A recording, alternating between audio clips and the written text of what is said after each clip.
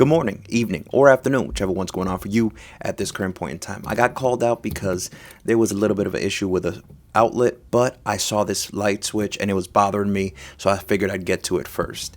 So as you can see, there's some knob and tube here, a lot of loose fibers, so I clipped those out, and I also took a little bit of abrasive cloth and cleaned out the copper contacts because the conductors need to have a good connection. Take a second, make a silly face, take a silly selfie. We're all going to die one day. Do you really want to spend what limited time you have being a miserable bastard? I didn't think so. Now, new switch is in and the conductors are nice and tight. Draw in your ground screw and we can get a cap on that. Now, just because I'm showing you the cover does not mean that I did not go over it with electrical tape. I did show the outlet, but I did not show the tape.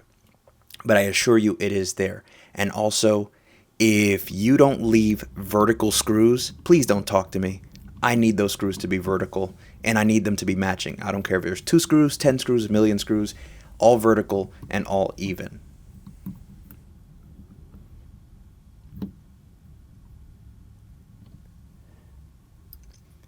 All right, now that the light's all set, let's take care of this abomination. Complains of being super loose. There's no friction whatsoever here. The thing is so worn out. Nothing. It's got to go. First thing I do is get to work on slowly peeling away. This has a layer of paint and then caulk and then more paint. So I'm just going through with my contact tester just to make sure that this thing is completely dead. Especially with metal faceplates, you never want to be too careful in case something is live. And you could be the thing that kind of grounds everything. So be very careful with electrical. If you don't know what you're doing, please don't do it. So cutting through as carefully as possible. I only want to cut just enough for this plate to be released from the wall. But unfortunately, the way they had caulked kind of behind the plate, it did kind of rip out a little chunk.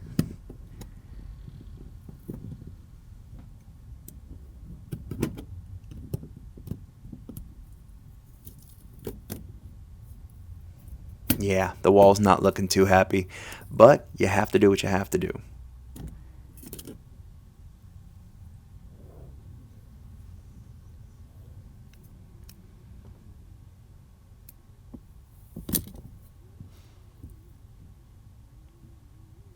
To be clear, I'm not trying to damage the wall more. I'm just trying to assess kind of the holding power of this. Once again, just checking to make sure it's a completely dead circuit. Releasing only what needs to be released and peeling off only the pieces that are kind of touching the box. Otherwise, let's get started.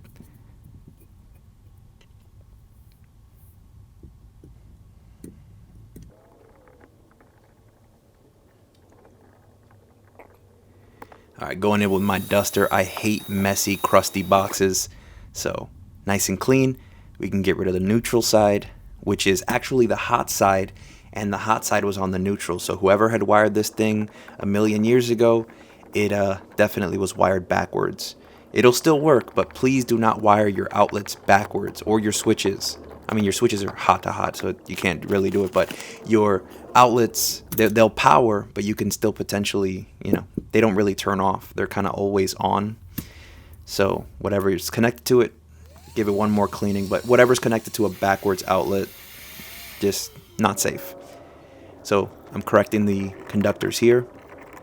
So I'm moving the neutrals to the left and the hots to the right, the way they should be.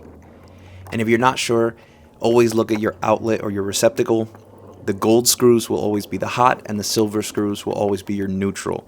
The ground, depending on where you live in the world, will either be green or yellow.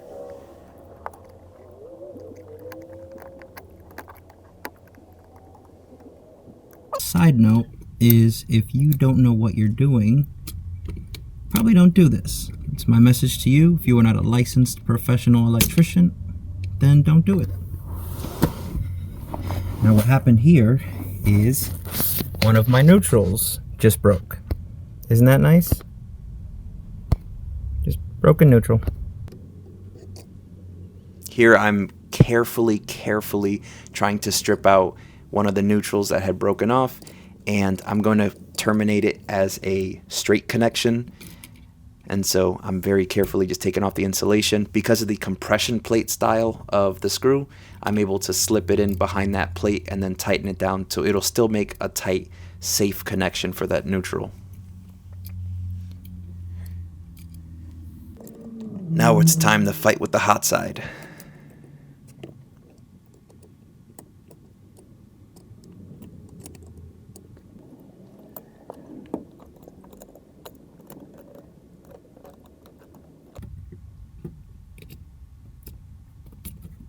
Alright, now that the neutral side is in, don't forget the bottom screw.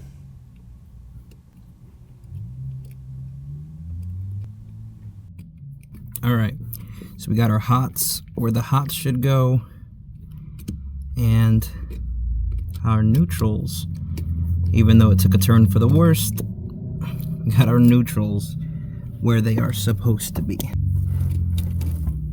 I just love when conductors never do what you want them to do. Just never. Especially little 16, 14 gauges that snap super easily. Always a fun time, huh? So, got it. Got it. Including the ground. And yes, I do wrap 4 times around all the conductors and the screws just to make sure that everything is safe. This is the only trash that was made during this day, and keep those electrical screws. You never know when you need an extra. With that being said, I also did pick up a Leviton jumbo faceplate for the outlet just because there was a little bit more damage to the wall, and so this goes out 3/4 of an inch and really covers up any imperfections. And the light that you see from that picture is actually from the lamp above. So yes, the power is working in case anybody cares. And yes, I am messing with you. I wanted to see if I could piss off any Sparkies out there. But yes, I know that when the conductor's looped, you want to go counterclockwise. So when you tighten your screw down, it tightens up that loop or that hook instead of opening it. So if you do it the wrong way, when you tighten down that screw, it's only going to open that loop more and make it less secure. I am fully aware, and I'm just kidding. Please have a sense of humor, okay? I know that it has to be safe. Just relax. With that being said, you have yourself an excellent day and work smart.